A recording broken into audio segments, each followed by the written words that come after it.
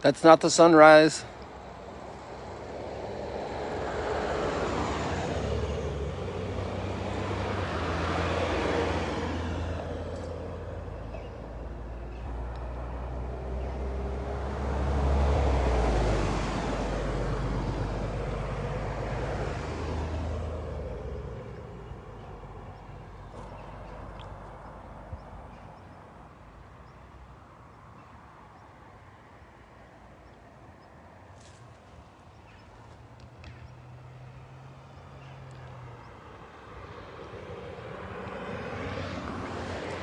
So we're up here in a different spot this morning. We've been here a couple of times before, but maybe not that detailed. You can see these caves a little closer.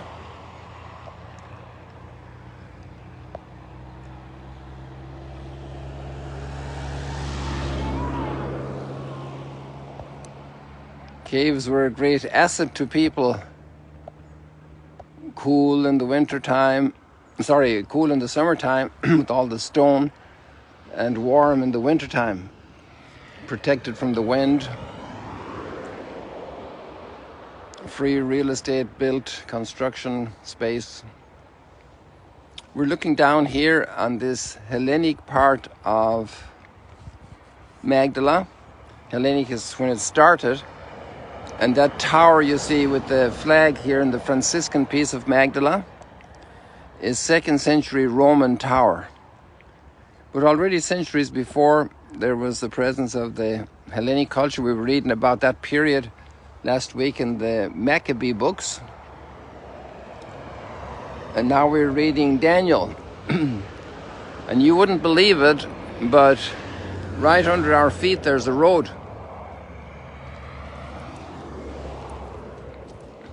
And maybe some of you know that already, because we were here as this was excavated, all this stretch over to here, and was excavated for the enlargement of and improvement of the intersection here. We're walking along a road.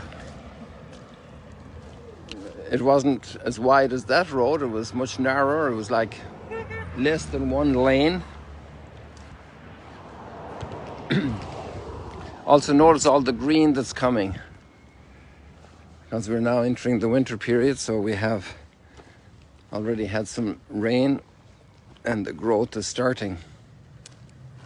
I'm going to show you some of this road in a moment, and I think it's interesting because it matches a little bit the thought about the readings. Over in the Franciscan side there we have something like 1700 years of archaeology going down that deep to the time after Alexander the Great.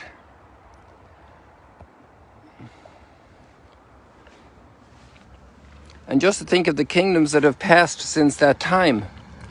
But the book of Daniel, which we're reading at the moment, is speaking about kingdoms even before that. And kingdoms come and kingdoms go.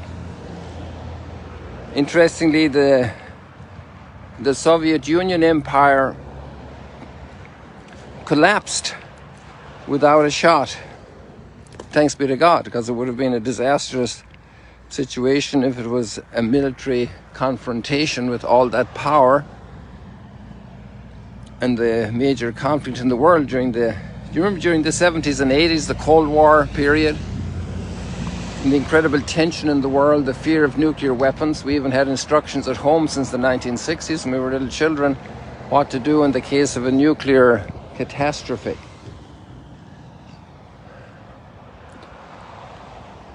And people were interpreting that with the natural disasters of those times as end times.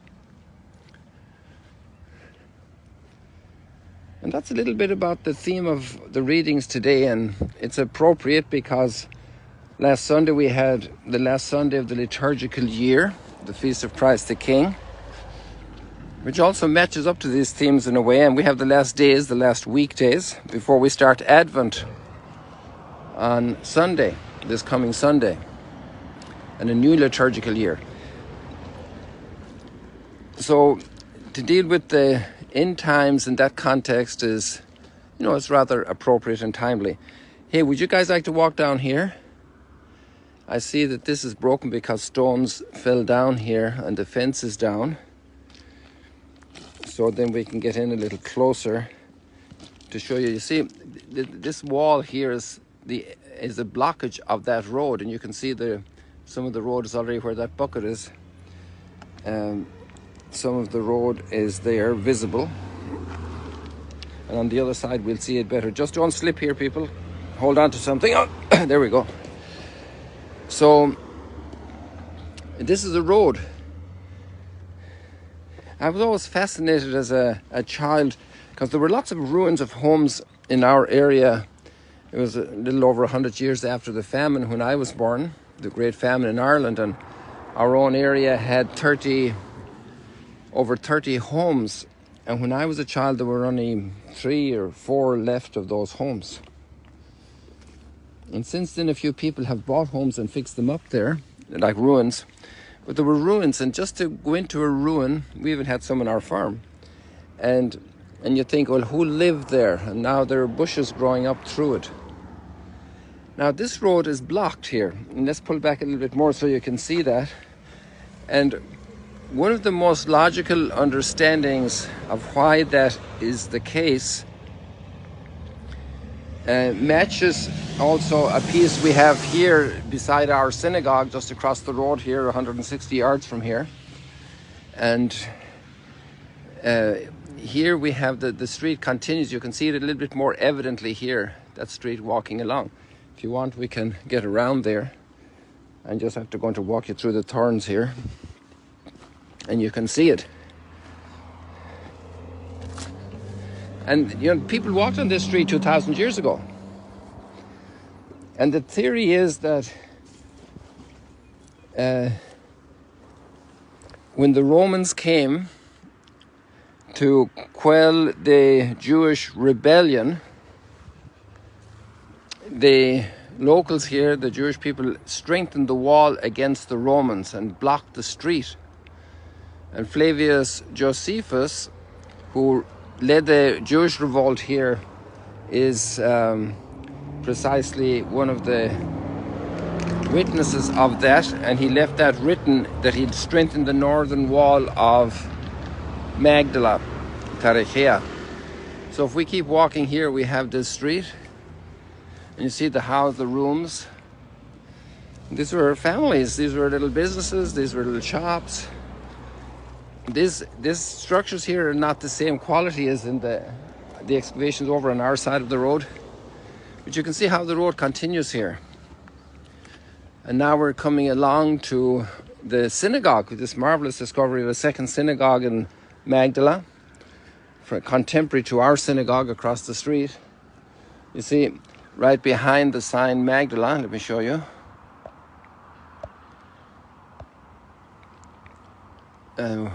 We have, well, you can't really, it's kind of shielded, but let's see here. You see where there's a white little roof on top of another roof there? That's over the synagogue. And we're the only town in antiquity that has 2 excavated synagogues. Let's see if the sun makes an appearance for us today, or if the cloud will be triumphant and completely block it for us. But look at the work that's done here, then the quality of the structure. And this is the entrance. So let's go in by the real entrance to the synagogue. Let's not go in through the back door or break down a wall. Let's just walk in here. And here you can see the floor of the synagogue. And then you see a row of, like a little corridor all around. There must be a special name for that. Corridor isn't the right word because it's surrounding this big space. And then we have plastered wall, and a lot of plaster even on the benches here for sitting down. And you have the plastered wall over here, and also the plaster there in the corner, lots of it. And here we have this special room like we also have in our synagogue, where there's it has an extra bench here, and it's bigger. It's about 3 times bigger than ours, and a lot of plaster on the walls. We don't have frescoes here, mosaics like we have in our synagogue, but it's a very precious discovery. So it's nice to be in this kind of a spot as we read the Gospels today, the Gospel and the book of Daniel today, about the passing of kingdoms and periods. And sometimes people get very wired up about, very tense about these readings. But basically, here, first of all, we have a lot of biblical themes already present. For example, you remember Joseph interpreting the dream of the Pharaoh, and here we have Daniel interpreting the dream of Nebuchadnezzar. And what's very clear is that Daniel is, and Joseph was very much part of God's providence. And God provides. And God's in charge of history.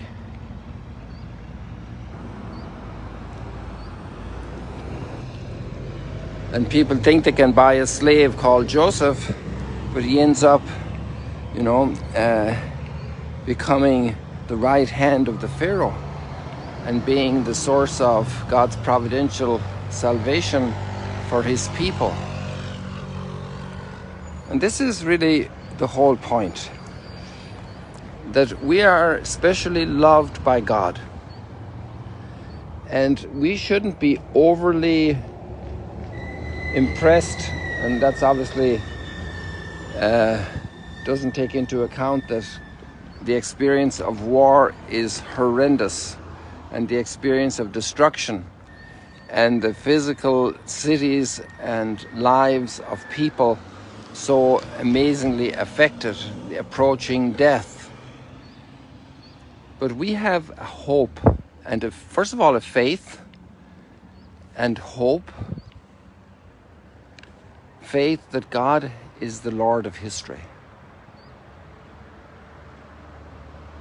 And no matter what the horrible things that might happen, even in our own little microcosm of our family, very bad health report,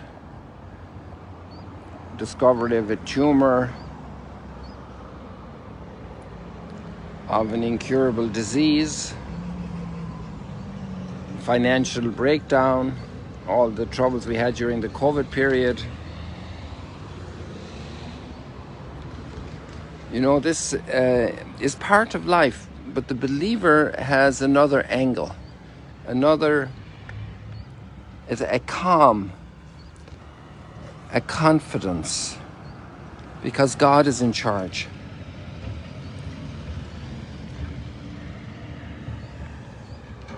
And that brings a lot of light into our world, in through all the darkness and suffering. God has a big plan. He's over history. And then you have people using these texts in a foolish way, and they say, these big troubles that are happening in the world is like the end of the world. And Jesus specifically says, do not follow them. Do not follow them. Do not follow them. And already in my little lifetime, and today my aunt is 90 years of age, God bless her, a wonderful aunt, and a sister who spent over 40 years serving the poorest people in Africa, especially in Ethiopia, and a couple of other countries also. 90 years is quite some time, and yet it goes almost as quickly through history as the traffic here. It's uncontrollably going, moving, gone. 90 years. I'm not far away from 70. The years go. And the kingdoms go. And I remember in the 90s in Central Europe, some very pious, devout Catholics, and they were sure that there was some major thing happening in the year 2000 or before. And they were prepared. They had supplies prepared and everything. And it was not very easy to broach the subject in another light, because they were so convinced. And maybe you have met people like that. And then we had people in Texas in a very much smaller community, because what was going on in Austria was happening in a lot of other places. It was like widespread worldwide. But then there was that community in Texas. I think some of you might remember the name Waco, Texas, right? And the whole community was convinced, because of their leader, that the world was coming to an end.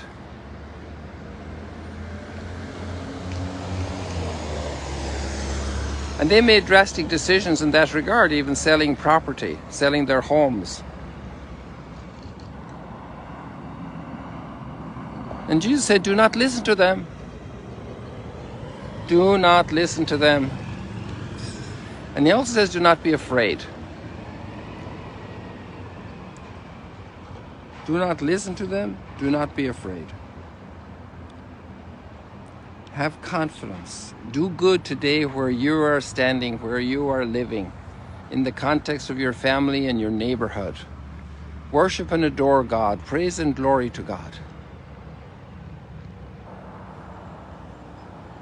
Let's do our part with the resources we have at the moment in which we find ourselves today, to do good, to spread love, to witness to faith by our attitudes. In the front of pain, suffering, death, our own death,